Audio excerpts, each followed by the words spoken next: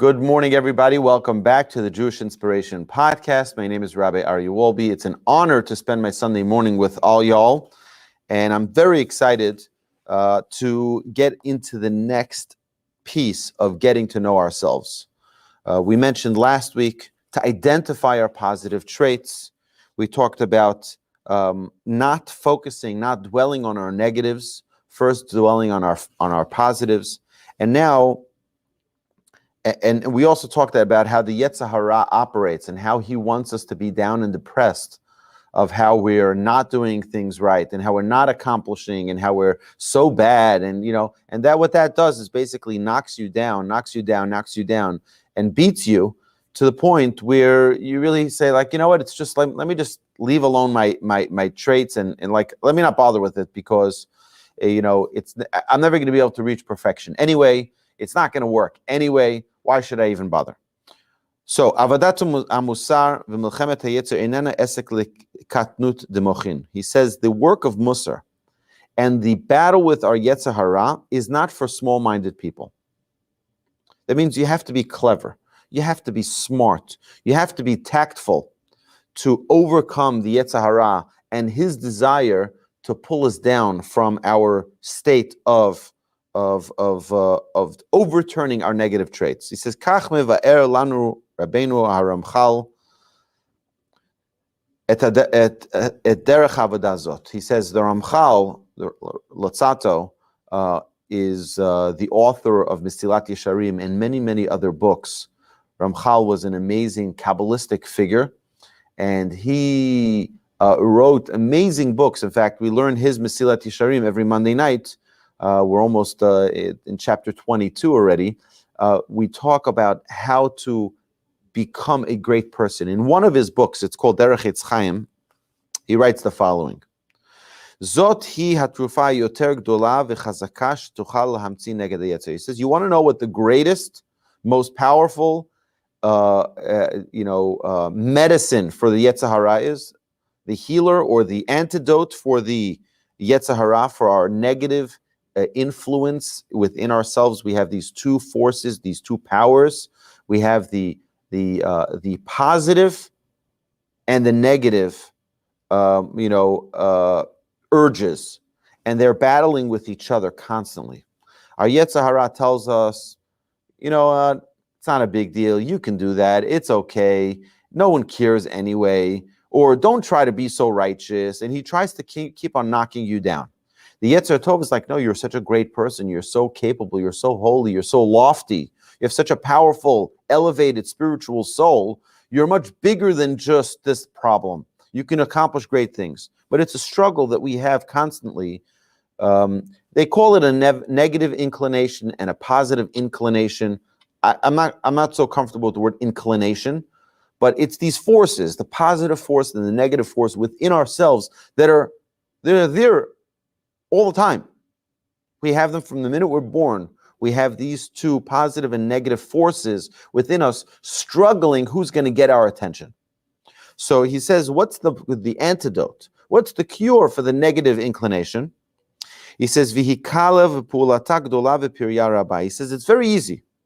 And its work is great, but its fruits are tremendous.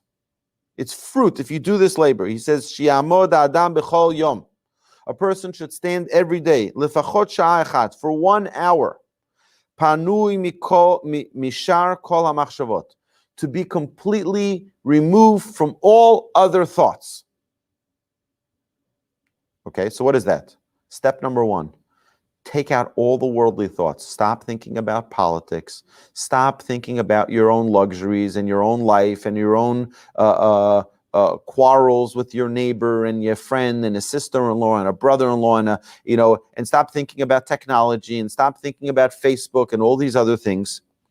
He says, "Shi'amod adam b'chol yom lefachot sha'ah echat panui mikol machshavot, mishar kol machshavot." Okay, 1 hour to be in seclusion, so to speak, from all other thoughts. L'chashev rak al zeh, to think only about his positive traits. 1 hour a day. It's 24 hours a day. 1 hour to focus on yourself. It's me time, right? They call it me time, right? V'yivakesh bilvavo, and to ask, to request from the Almighty in his heart, Ma asu harishonim avot haolam shekach chashak Hashem bahem. He says, what did Abraham, what did Isaac, what did Jacob, what did they do? What did our holy matriarchs, Sarah, Rebecca, Rachel, and Leah, what did they do to have the Almighty's presence within them at all times? How did they have the desire of Hashem within them? How did they have that spark, that fire within them? How do I get that? Moshe Rabbeinu olav hashalom. What did Moses do to have that spark of God, that clarity of who they were as a servant of God? How did Moses have such a clarity? Ma'asa David Mashiach Hashem. What did David, King David, who was the anointed one, what did he do? And all of the righteous people, our grandparents, our great-grandparents, our great-great-great-grandparents, all of our ancestors, what did they do to become great people? What did they do to get to know themselves? How did they figure out their virtues, their qualities, their good trait, their positive traits that were within them? And he'll answer to himself, Ma tov la'adam kol yemei chayav la'asot ken, gam hu v'tov lo. He says, you know what they did? They spend time contemplating this, and that's how they found out what their positive traits were. It didn't just come to them one day. They didn't just one day arrive at a point, oh, look at that. I'm a kind person. That's who I am. That's the essence of my character. That's the essence of my greatness. That's not what happened. You know what really happened? Is they spend time every day contemplating about their positive traits, about their negative traits. First positive, then negative. First attain your positive. But they spend time identifying them, their essence. We all have unique character. We all have unique traits. And we need to identify, we need to stop and think, in what way am I unique? In what way am I special? Right? I got into a conversation with my study partner on Shabbos morning. We also study this holy book of Ali Shur, my grandfather's writings. And he says an amazing thing. He says that, I can read it to you.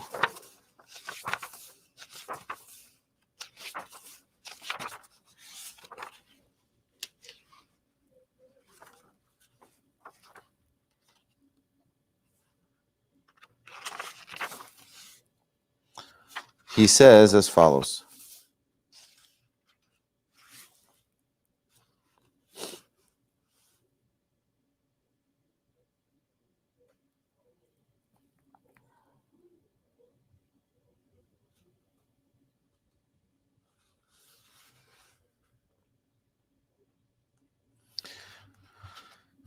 He says, Ma aluv l'umat zot shalev hanefesh. He says, how awful is it for one who is peaceful at heart, or peaceful in soul, hachai b'diminot, who's living in his imagination, ve'eino yodei al atzmo me'uma, and doesn't know anything about himself. Just doesn't know, living in oblivion, living in a total world of fantasy. Lirot nechocha eino me'iz et mivtzar diminot bo hikif et atzmo ve'eino muchan lefotzetz. He says, he created an image of himself and he doesn't want to pop that bubble. Right? This is who I am, and that's it. Right? And he doesn't want to change that. He doesn't even want to think about it because it could be very uncomfortable for one to investigate himself, to find out who he really is, and suddenly see, 1 second, everyone thinks that that's me. That's not really me. I've been putting off an era about myself that's not accurate. I've been making it as if I'm such a happy person. Really, I'm not so happy. But I'm going to fake it, right? And I'm going to continue faking it because it's too uncomfortable for me to change it. And people can get stuck in their way of life because they're not willing to make that change. People are not willing to adjust from the way they think about things, from the way in which they serve Hashem and the way in which they connect with themselves. They get into they get locked in, this is who I am and that's it. I'm just, it's like when they ask criminals, they ask them, why did you do it? He says, because that's who I am. It's not who they are, but that's who they like to believe themselves as. And that's what they have been telling themselves, or people have told it to them. You're just a good for nothing, or you're just what'll come out of you? Nothing. You'll be, you'll end up being a bank robber. So he ended up becoming a bank robber. You understand? So he believed it because it's easier that than to become the righteous person that I want to be. It's easier to just live by habit, and I don't have to go to the rabbi's class. The rabbi is going to tell me to start thinking about myself. It's uncomfortable to think about myself. It's uncomfortable to start analyzing my traits and the way I live my life, and maybe I'm going down the wrong path. It's uncomfortable. Just leave me alone. So he says,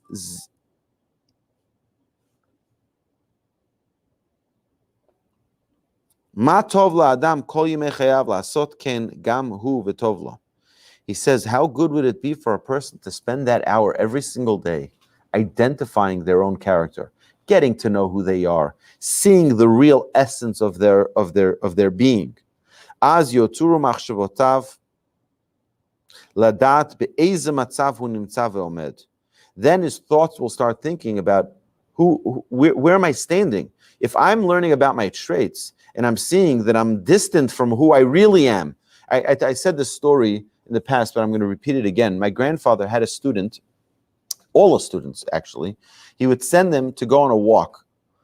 They would go on a walk every night. He would send them, go on a walk and contemplate. Spend this time, like Ramchal is telling us here, spend this time and think about your character, think about your essence, think about who you are. And one night, a student came running back to my grandfather's house, white like a ghost, and knocks on the door. He's shaking, he's terrified, and he tells my grandfather. My grandfather opens up. What's the matter? Is everything okay? He says, I went on a walk and I met somebody I never met before. Someone I didn't know who he was. He says, who did you meet? Did he mug you? Like, well, what did he want from you? He says, no, it was my real self. He says, my whole life I lived thinking I'm this, and now I realized I'm that. I thought I was such a giving person, but maybe I realize now that I'm just a selfish person. And I liked, you can think of ideas of how a person can be living with the wrong understanding of who they are. His whole life. That's a devastating thing. That a person can be living many years on this earth and not know who they are. That's a terrible thing.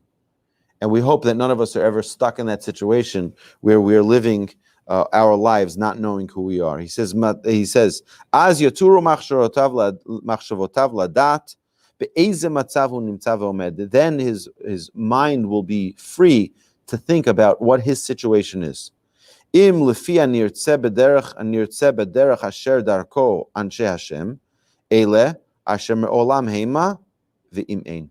Is he among the people, those great people like we mentioned, Abraham, Isaac, and Jacob, Sarah, Rebecca, Rachel, and Leah, King David, Moses, the people who were really the greats of the Jewish people, all of our ancestors throughout the ages, who became masters of themselves, am I among them? So if a person starts spending time contemplating these ideas, getting to know who am I, then it really is an amazing step in becoming that person.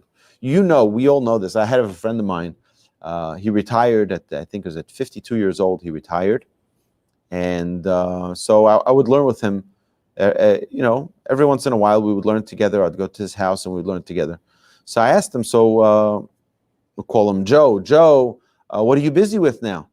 So he says, well, a lot of my friends are into art. So I said, are you into art? He says, no, not at all. But because they're into art, my wife and I are going to art appreciation classes, and we're going to, so that we can be friends with them and we can communicate on the same thing. Meaning he was completely undertaking what is important to his friends and making it something that is important to his, because he wants to feel like he belongs, right? The same thing as someone could be giving charity, because all of my friends give charity, so I have to give charity. I have to show like I belong. But that's not true. That's not real. You're not giving. Perhaps a person is not giving because they mean it, because they want it, because they understand the importance of giving charity, because they understand the importance of God giving us and us giving to others and us being a representative of the Almighty in the giving, that God gives us bounty so that we can give to others. Maybe wasn't his thought, but maybe that should have been his thought. So a person has to know why they're doing something. What's the real reason? And go down to the depths of their neshama, the depths of their soul, to identify what's really going on over here. Why am I? And fill in the blank. Why am I? What's the reason? What makes me want to do that? Okay? So he says, Zeu ha-musar ha-chiyuvi, hashlav harishon b'limud ve'avodah. He says, this is positive musar. And this is the first step in learning it and working on it. Mifurashim advarim b'Tana Debei Eliyahu Perek Chafei. He says it's very, very clear in the teachings of the Tana Debei Eliyahu, one of the great early sages. Chayav Adam lomar matai yagiu ma'asai l'maasei Avraham Yitzchak v'Yaakov. A person must always say, when are my ways, when are my deeds going to be as great as my patriarchs and matriarchs? Right? If a person asks themselves every day, you know what? When am I going to be as great as my grandparents? When am I going to be as great, as loving, as caring, as committed as my grandparents? You know, and it's an amazing thing. We all have grandparents who either went through a Holocaust or grandparents who immigrated to the United States 100 years ago or more than that, who struggled to maintain their Judaism. And they fought the battles, and they succeeded, and they built synagogues, and they built schools, and they built into institutions. They did all these amazing things. When am I going to be great like them? And this, the Tana Debei Eliyahu says, a person should always be saying these words: when will my actions reach the level of my ancestors? When will I be great like them? When will I be as connected, as committed as they are? He says, Chayav Adam lomar kein. A person must say that. A person must say that every day. But imagine, right, just us right now, imagine if we did that every single day. If we woke up in the morning, we washed our hands, we said the blessings of the morning, right? We brush our teeth, we get ready for the day, and then we say, Hashem, thank you for giving me life. Please, Hashem, tell me, when am I going to be as great as my grandparents? What can I do today to be as great as my ancestors? What can I do today to be as great as Moses, as King David, as Hannah, as Esther, as Mordechai? I mean, you think about that. And aspire for greatness. Thrive to be at the level of our ancestors. He says, Ki zohi hatchala v'yesod. This is the beginning, and this is the foundation of all of our individual growth. Uma no'alu ktanei hamoach hamidamim ki shitot yeshnan bezeh. He says, how mistaken are those who think they have opinions in this, they have ideas in this. V'ki'ilu bet midrash echad dogel bigadlut ha'adam v'hasheni eno gores ota. He says that there are many people who will look at this and frown and say, I don't need that. I don't need to spend time with myself. As long as I'm studying Torah, or as long as I don't harm other people, or as long as I'm just good. I'm good in my heart, right? I'm at peace, because they don't want to. It's like, you know, what happens when you this is a little crass, right? But if there was to be in the street or in your lawn, there's a little bit of dung, right, over there, right? So if you just leave it, it won't smell. It'll just be there. But what's happening? You start poking around at it, it'll start smelling. Okay, it'll be a foul smell. Our negative traits sometimes could be like that. Is we say to ourselves, if I just leave it, it won't bother me. If I poke around and try to correct them, it's going to start smelling. It's going to give off a negative odor. And the truth is that we need to understand that that's the only way to clean it. The only way to clean it, the only way to remove it, because it's not ideal for that to be there. We all have some negativity within ourselves, a negative trait of some sort that's operating on a regular basis. That's a terrible thing if a person has a bad temper and they don't even identify that they have a bad temper, right? That's a problem. I'll just avoid it, and I don't want to identify it because it's going to be too much of a hassle for me to fix it. It's a terrible thing, because then the person's never getting to a point where they perfect themselves, where they change who they are. But even more so, if a person doesn't get to know the positive of who they are, if they don't identify what their positive traits are, then it's a really big problem. If a person doesn't know that deep inside they have an ability to be kind and to be gracious and to be generous, and they're just saying, and our traits could be very different than our parents. There are some things that we inherit from our parents, certain attitudes, certain perspectives, certain politics, right? But we have to learn to be independent, and we have to learn to think outside of what our parents did, perhaps, and think, 1 second, who am I? I'm not my father, I'm not my mother. It could be that I have some characteristics like them, but I'm a different person. I'm unique, I'm special, I'm different. And how do I find my own spark? How do I identify who am I? He says, Hala b'divrei lotzato sham. He says further in the words of Ramchal that we mentioned earlier, Dvarim Norim, he says unbelievable things. He says, V'im rav mimeno koach hayetzer, and if his inclination, his negative inclination is strong upon him, means it's not letting him reach his own identity, V'lo yuchal adun im shetakif mimeno, and he can't even come to an agreement with this Yetzer Hara, meaning to be able to overcome him or to be able to identify him. Hen lezot chared haya v'tzavach k'kruchya kadosh Rashbi b'tikunav tikun yud. He says, you know who spoke about this? Rashbi, Reb Shimon Bar Yochai, whose Yortzeit, whose the day of death is Lag BaOmer.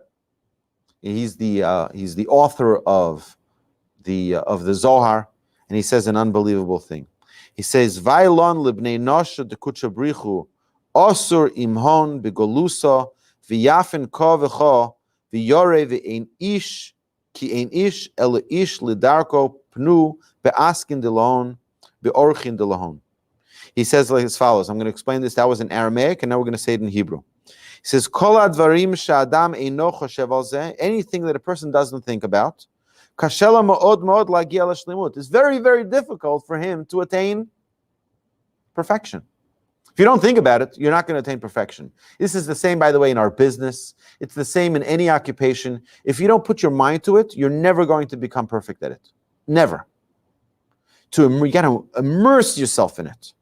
You have to completely make it part of who you have to think about it. You think about someone's business. You think Mr. Target or Mr. Walmart or Mr. Home Depot, right? You think any of them or Mr. Amazon. You think they said, oh, let's try it. It's my hobby. I'm going to do this at nighttime. I'm just going to do some coding so I can build a website called Amazon or I'm going to build Microsoft or Tesla. No. They completely immerse themselves in it. They made it like the essence that everything they breathed was Tesla. Everything they breathed was Amazon, Walmart, and Costco. The people who started these businesses, they were thinking about this. They immersed their entire souls, so to speak, in it. They put everything in it. And that's the only way they were able to have some level of success. You can't expect someone to say, well, I'm going to try a project. We'll see if it works. I put into it 2 hours a week, right? That's not the way it works. You don't succeed like that. The same thing with identifying our essence, the character that God has gifted us with. If we just every once in a while I'll think about it. Every once in a while I'll give some thought to it. That's not the way you're going to become great. He says, it'll be very, very difficult for a person to reach his perfection if he doesn't really immerse thought in it.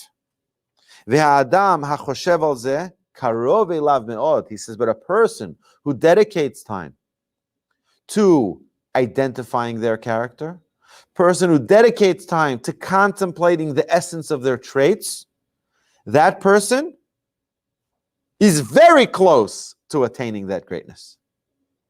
All we need is to give some thought. Give some thought. Stop every day and think. If you're in your car, before you get out to the supermarket, stop and say, who am I? Hashem, help me figure out who I am.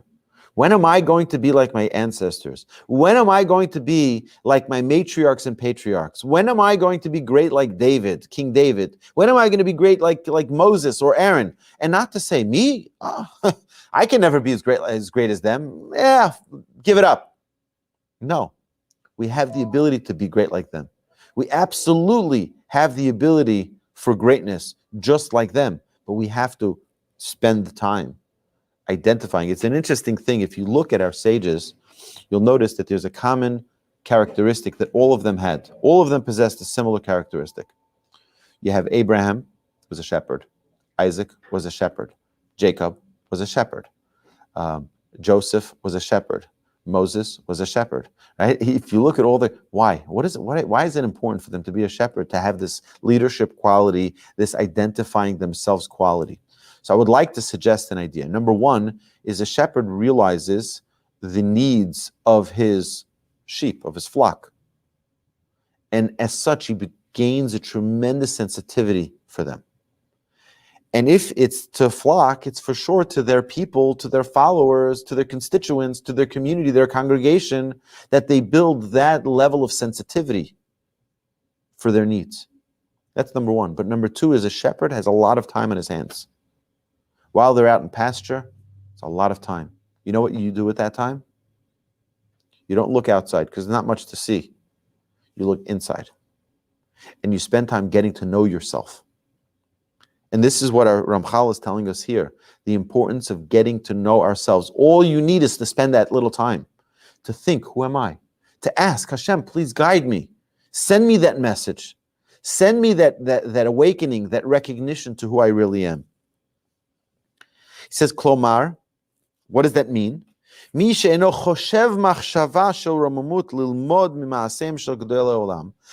who doesn't think of a thought of elevation, of greatness from the ways of our ancestors, it will be very, very difficult for him to attain any level of self-identity if they don't even give it some thought. Someone who excitingly spends time every day thinking about their essence, thinking about their character, you know what happens to them? Just the thought will already advance him, will already get him closer to who he wants to become. Kirva gdola, a great closeness, a great attachment, a very, very great level of closeness to getting to know himself. So I think this is such an important step. I think this is the fifth class in self-identity, is to take the time every day, think about who you are, ask Hashem for guidance. Don't just assume that it's going to come one day and that I'm going to figure it out. It doesn't come just randomly. You have to, or by chance. You have to pray for it. You have to ask for it. You have to seek it. You have to want it. And you have to take the time to actually think about it. So to our dear friends on Facebook, YouTube, and Twitter, thank you so much for joining us today. We hope you enjoyed this class. If you're listening on the podcast, please like, share, leave a good comment, or send me an email if you have any questions. And we look forward to seeing you next week.